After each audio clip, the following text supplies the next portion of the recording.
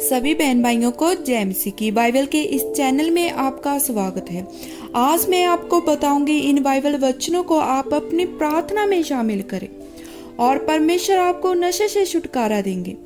आइए बाइबल वचन में से देखते हैं इफिसियों 5 अध्याय वचन 18 में, और दाखरस से मतवाले ना बनो, क्योंकि इससे लुचपन होता है, पर आत्मा से परिपूर्ण होते जाओ। आमीन।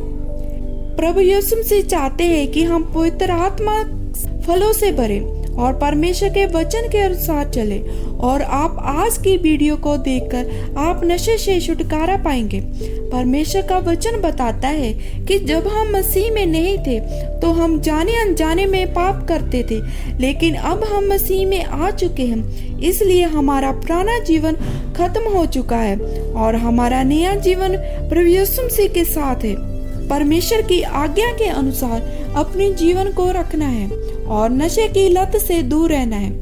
परमेश्वर के वचन में लिखा है इफिसियों 4 अध्याय वचन 22 में कि तुम अगले चाल चलन के पुराने मनुष्यपद को, जो बरमाने वाले अभिलाषों के अनुसार भ्रष्ट होता जाता है, उतार डालो। इसलिए आपको प्रार्थना करनी है कि परमेश्वर, मेरे जीवन में जो पाप गलतियां हैं जो मैंने पिछले साल में की है, इसलिए मैं इस नए साल में ना करूं, और इस साल में मैं अपने जीवन को आपके हाथों में सौंपूं।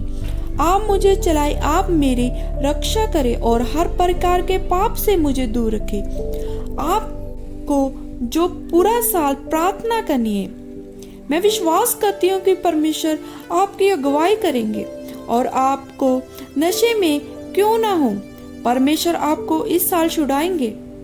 हमारा अगला बाइबल वचन इफिसियों 4 अध्याय 29 में, कोई गंदी बात तुम्हारे मुंह से ना निकले, पर आवश्यकता के अनुसार वही जो उन्नति के लिए उत्तम हो, ताकि तुम उससे सुनने वालों पर अनुग्रह हो। जब कोई व्यक्ति नशा करता है, वह अपने होश में नहीं होता और इसलिए वह पाप करता है। उसके मुंह से गलत बातें निकलती है। आप जानते हैं कि परमेश्वर ने हमें अपने स्वरूप में बनाया है।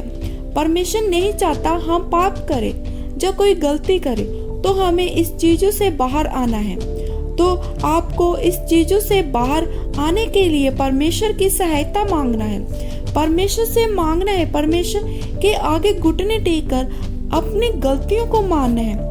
परमेश्वर का वचन बताता है कि जब हम कोई भी नशा करते हैं या फिर कोई भी पाप करते हैं जो परमेश्वर के विरोध में है, स्वर्ग के विरोध में है, जिन्हें परमेश्वर पसंद नहीं करता, और अगर हम ऐसा करते हैं तो परमेश्वर को दुख पहुंचता है। परमेश्वर नहीं चाहते हम नष्ट हो। परमेश्वर चाहते हैं कि हम सर्वदा आप उसके साथ में रहें। प्रभु यीशु मसीह ने जाने से पहले कहा था कि मैं तुम्हारे लिए जगह तैयार करने जा रहा हूँ। तो हमें पहले ही अपने आप को तैयार रखना है। जब मसीह यीशु आए, हम पहले ही तैयार हो, हम स्वर्ग में परमेश्वर के साथ जा सके। हमारा अगला बाइबल वचन रोमियो 13 अध्याय वचन 13 में, जैसा दिन को सोता है वैसा ही हम सीधी चाल चले, ना कि लीला कीड़ा और किक्कड़पन, ना व्यभिचार, ना लुचपन में और झगड़े और डाह में। अगर आपके जीवन में किसी ने दुख दिया है या फिर आपके साथ गलत किया है, तो आपको उन्हें क्षमा करना है और पाप नहीं करना। इस चीजों से बाहर आने के लिए आपको प्रार्थना करना है। परमेश्वर के वचन में लिखा है, परमेश्वर ने शैतान को स्वर्ग से निकाल दिया क्योंकि उसने परमेश्वर के विरोध से पाप किया था। शैतान नहीं चाहता हम स्वर्ग में रहें, परमेश्वर के साथ रहें, इसलिए वह कोशिश करता है कि हम पाप में फंसे रहें और वह हमारे जीवन में हमारे से ऐसे काम कराए जिससे हम पाप में फंसे रहें और नशा करते रहें। इस चीजों से बाहर आने की जरूरत है और हमें प्रार्थना करनी है। परमेश्वर के अधीन होना है। जैसे परमेश्वर पवित्रताई में है, हमें भी पवित्रताई में होना है।